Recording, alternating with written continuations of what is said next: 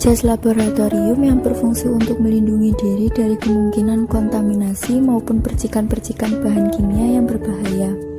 Sarung tangan yang berfungsi untuk melindungi tangan dari percikan atau tersentuh bahan-bahan kimia yang berbahaya. Masker berfungsi untuk melindungi saluran pernafasan kita dari kemungkinan terhirup bahan-bahan kimia yang berbahaya.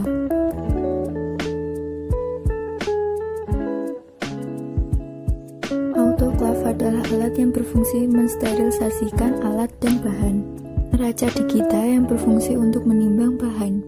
Kompor listrik yang berfungsi sebagai alat pemanas.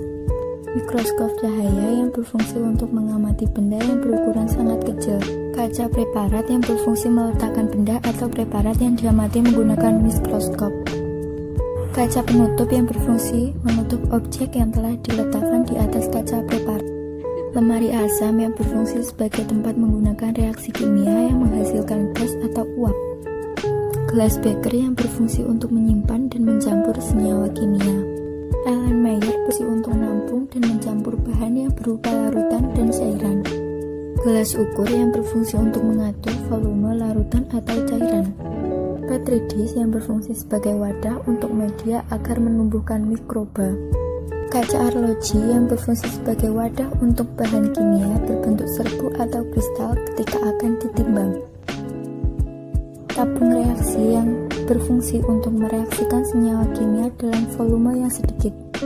Batang pengaduk kaca yang berfungsi mengaduk bahan kimia atau larutan yang direaksikan.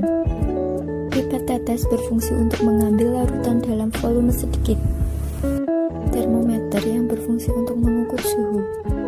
Respirometer yang berfungsi untuk mengukur laju respirasi. Lampu bunsen yang berfungsi untuk alat pembakar. Penjepit tabung reaksi berfungsi sebagai penjepit tabung reaksi ketika dipanaskan. Latetes berfungsi untuk mereaksikan bahan kimia dalam jumlah yang sangat sedikit. Mortar dan pestle yang berfungsi untuk menggerus dan menghaluskan bahan kimia padat. Pinset yang berfungsi untuk memindahkan objek pengamatan ke tempat yang lain. Spatula yang berfungsi untuk mengambil bahan kimia berbentuk serbuk. Kaki tiga yang berfungsi sebagai tempat meletakkan peralatan laboratorium yang dibakar dengan menggunakan lampu bunsen.